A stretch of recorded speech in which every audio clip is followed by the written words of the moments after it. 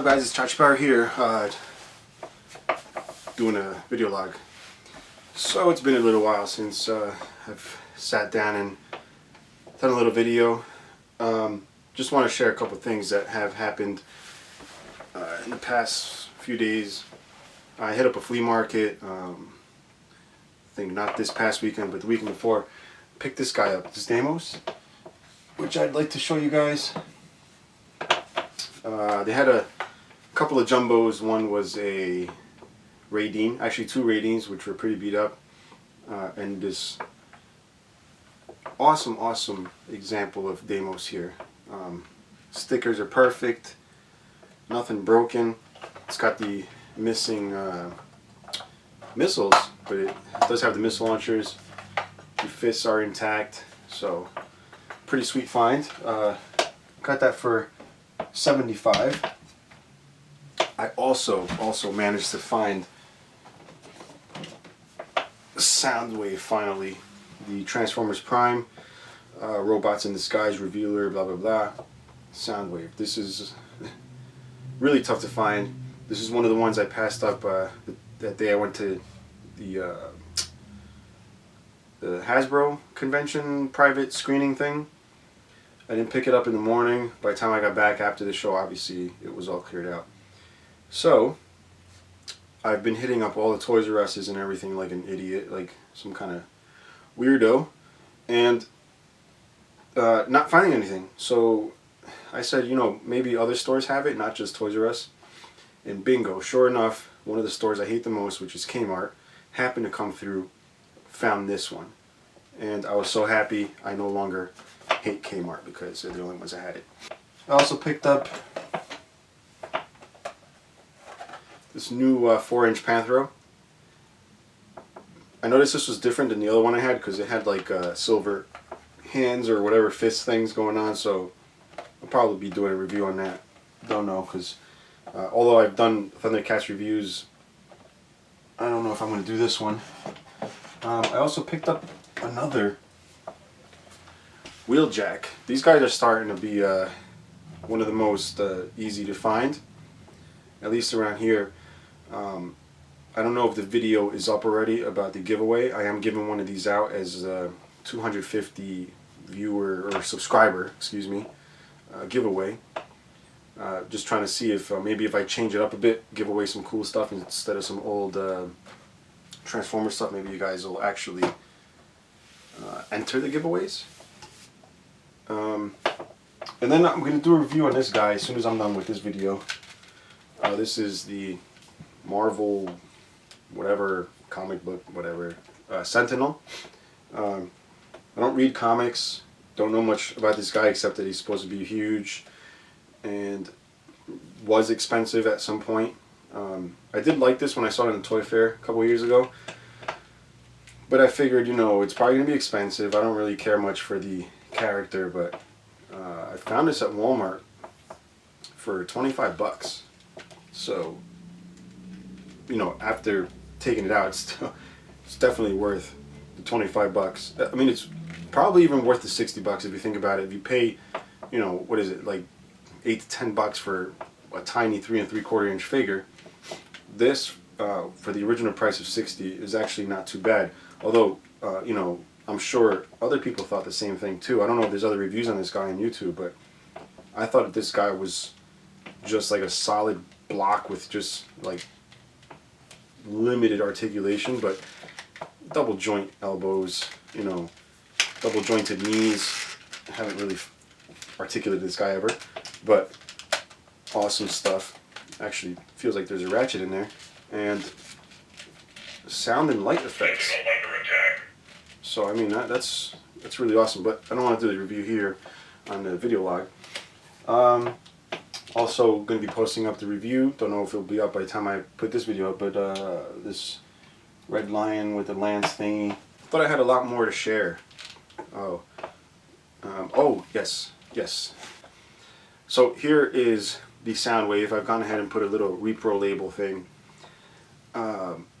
Even though I'm going to be doing a review, I did want to say, if you guys have been picking up the Revealer figures, you'll notice the quality varies between them. Like the first one I picked up because it was the easiest one to find was Bumblebee.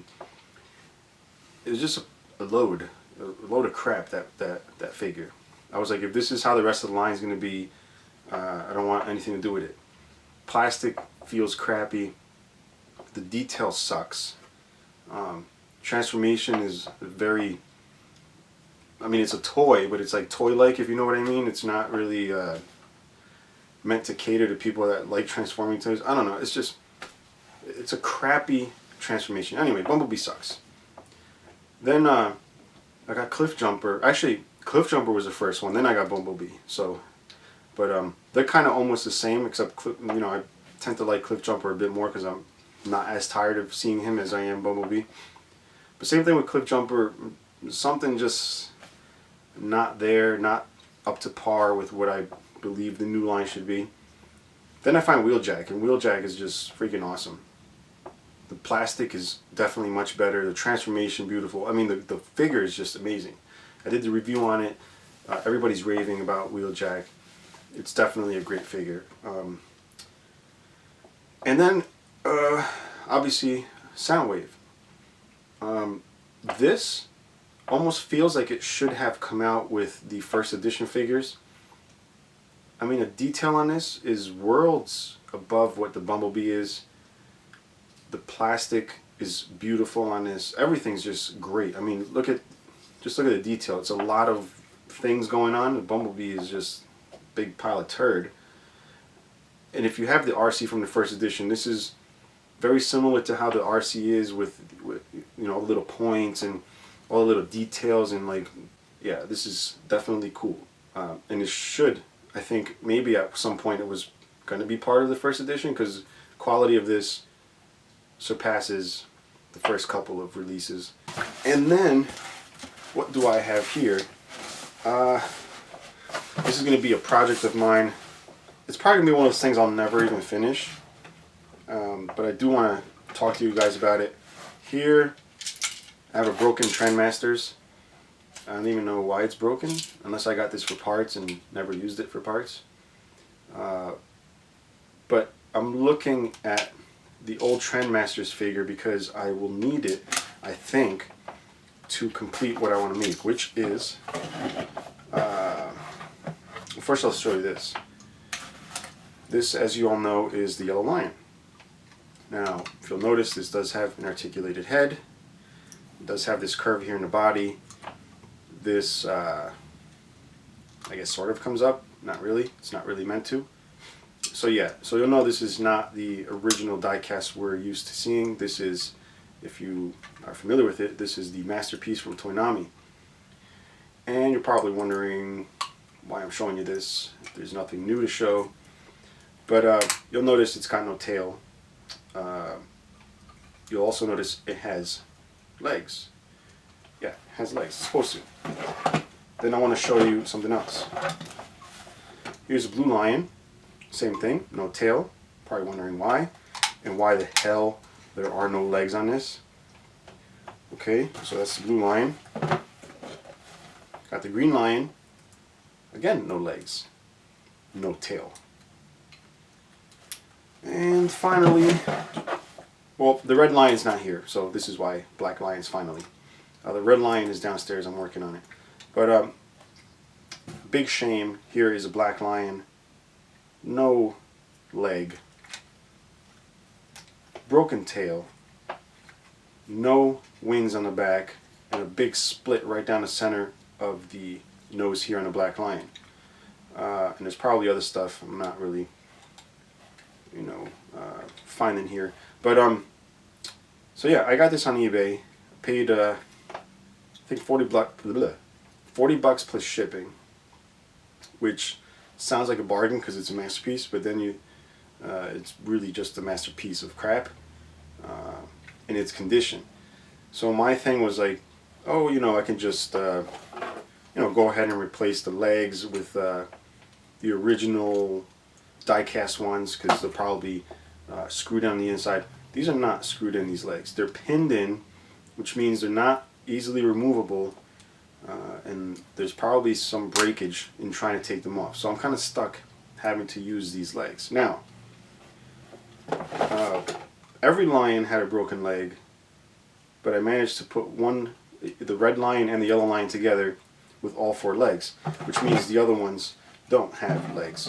And the leg pieces that I do have are broken anyway. So what I was going to do is just cut these long pieces off and just leave the round pieces to make it anime correct, because I don't plan on untransforming this from the Voltron mode. But that's kind of like a lot of work. I'd have to cut this perfect to make it perfectly round and fill it, then somehow I guess put like a chrome foil to make it look completely round and shiny. And then I got the idea of leaving these legs on and just sourcing, I got some downstairs, but the bottom portion of the legs off the old one and filing it down to fit in here. And that seems like the best way to go. So it'll still leave me the legs, although I'm pretty sure the legs will look out of place to look a lot thicker and bigger. But it's probably better than the way it is now, which is, you know, this would look weird. And then even after I do that, I don't know what I'm going to do about this leg. The obvious thing would be to glue it.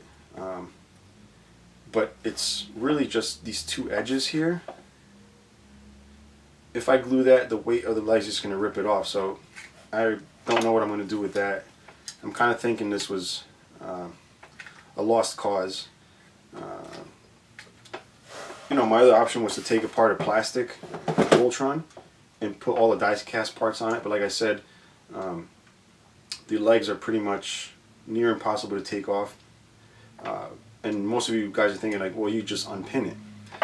The thing is, there's a cylinder, and I believe there's a spring in there, and the pin is pushed into the cylinder, so there's no way for me to grab the actual pin. It's got a head like a screw, or like a nail, like a flat head, and there's no way for me to grip that unless I grind off that cylinder on the inside.